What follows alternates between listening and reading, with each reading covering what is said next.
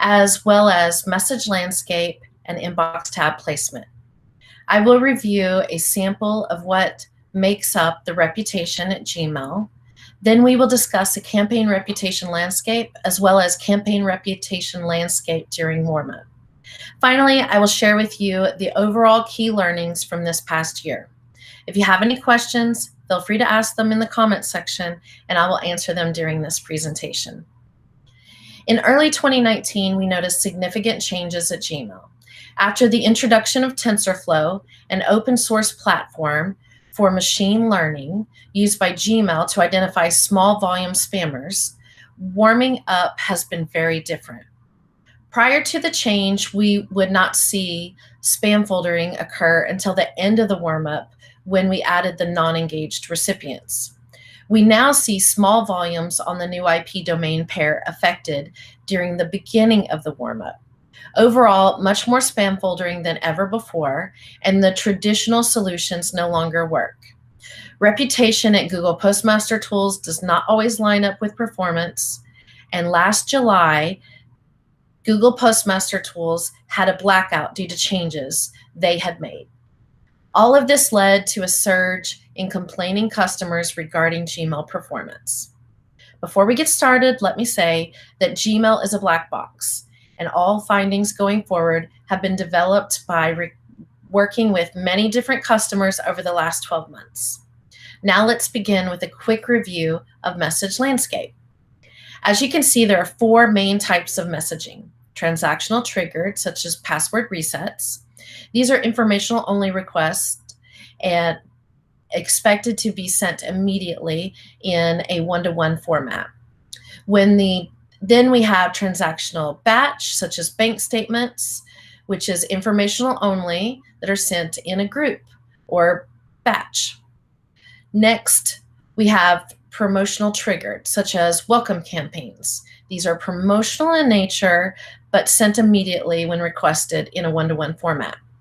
And finally, the promotions batch with marketing and newsletters. You probably already know this and you are asking yourself, why am I wasting our time going over this again? Well, Gmail states the importance of separating your campaigns by message purpose from one another.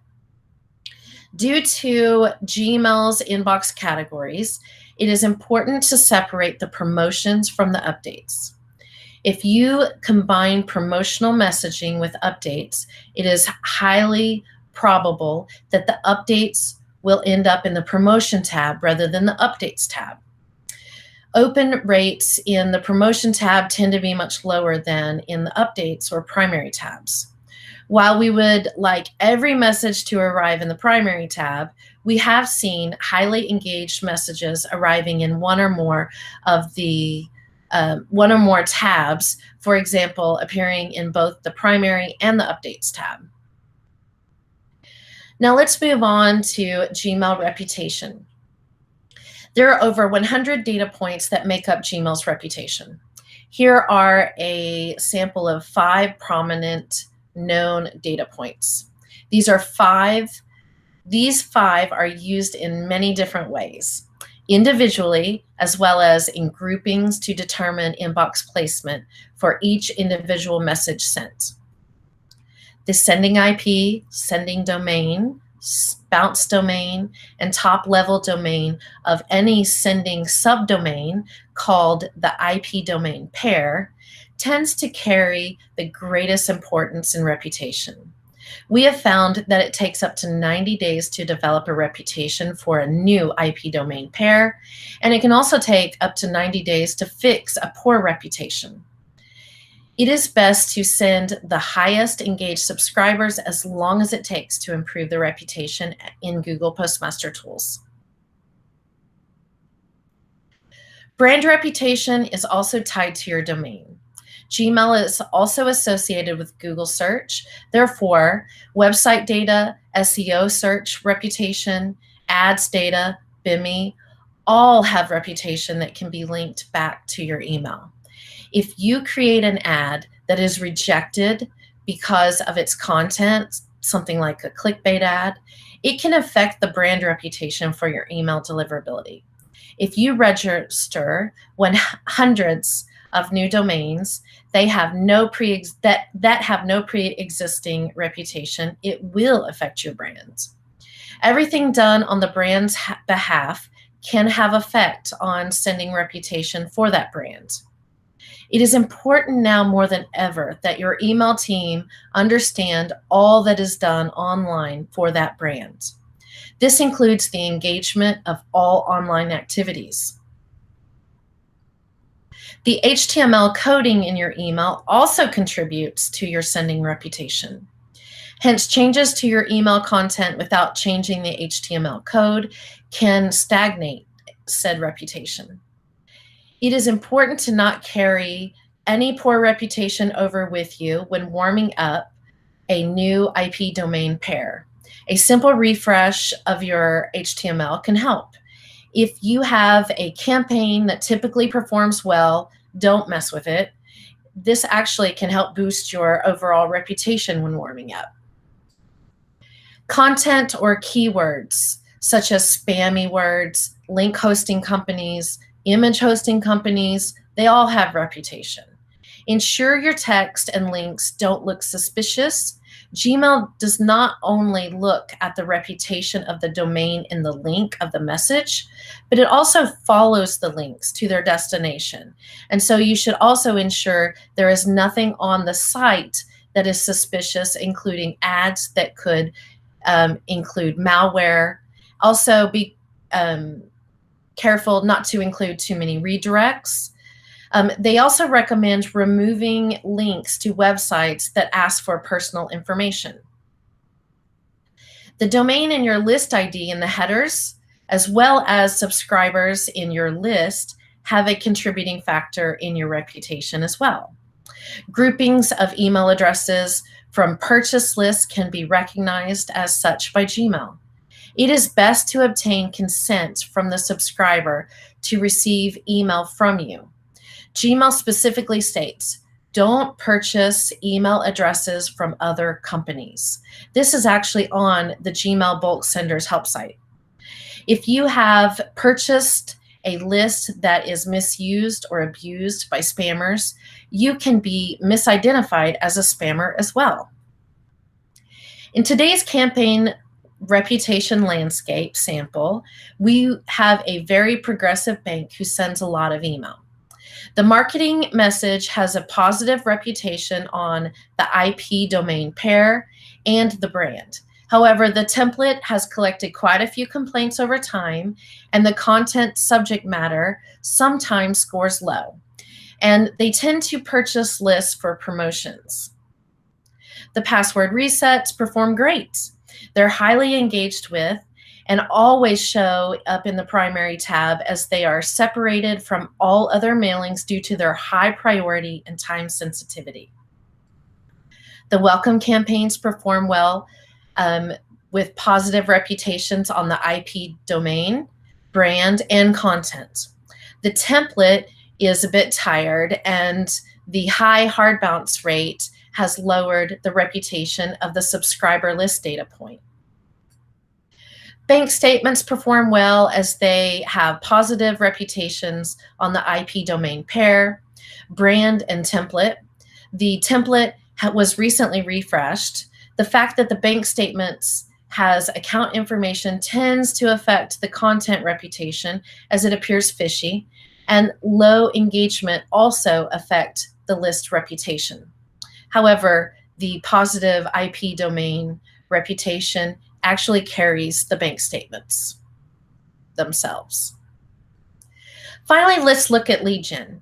Senders at times will hire affiliate marketer to send emails promoting their product or services. Some brands and affiliate marketers believe it is unnecessary to follow sending best practices and that the sender's reputation will not be affected. This is not true with Gmail.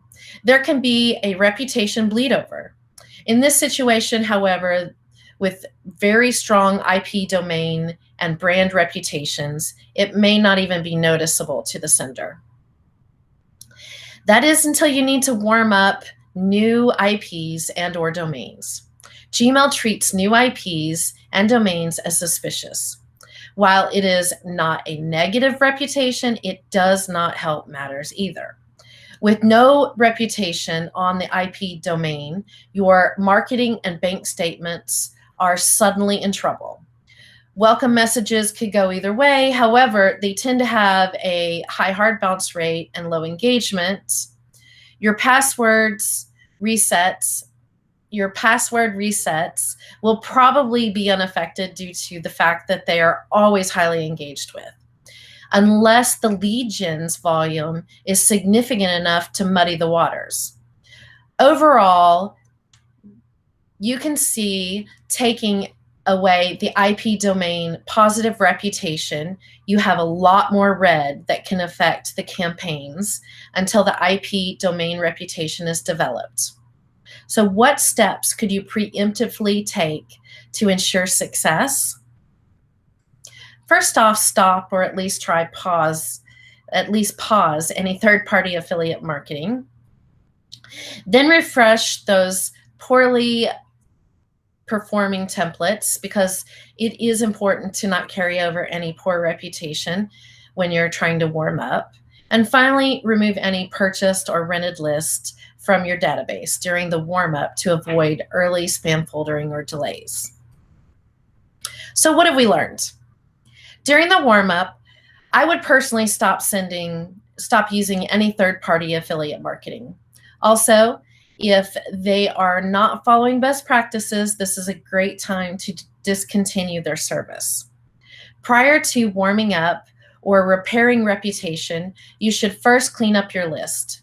Do a complete audit of your list. Remove suppressed email addresses from your list so you do not mistakenly send to them.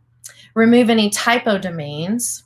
Remove any subscribers that has not recently engaged with your messaging in over 9 months. For daily sends, only include subscribers that have engaged with in the last 30 days. Weekly sends can include up to 90 days. Monthly, up to 9 months. Anything between 9 months and 12 months should only be included in re-engagement campaigns, and these should not be run during a warm-up period or if you're repairing a reputation. Of course, the 12 months non-engagers should be archived from your sending list and contacted by other communication channels. During warm-up, only send to the highest engaged. I like to start out at 30 days engaged and continue that as long as possible. Then step it up to 45 days, 60 days, and finally 90. I actually like to leave it at 90 days until I'm seeing consistent open rates and at the expected targeted rate. This may take up to 90 days. Then I slowly add in the lesser engaged. Monitor your inbox categorization.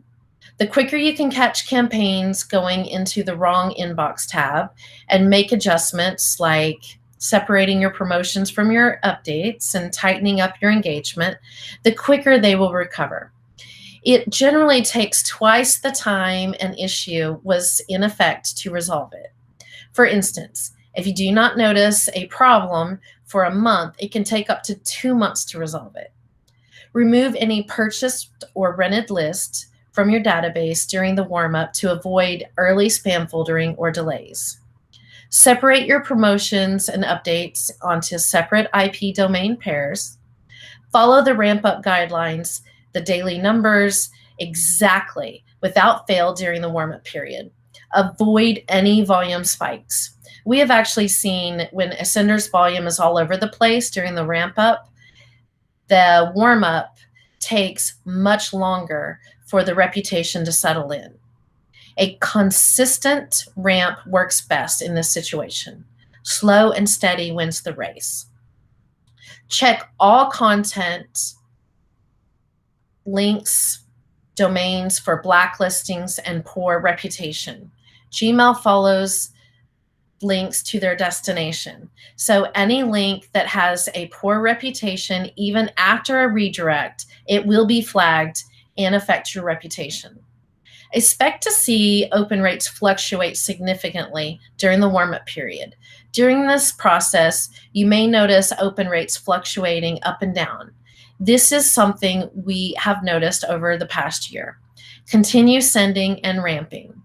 Continue sending to the highest engaged subscribers only, and this will settle into a constant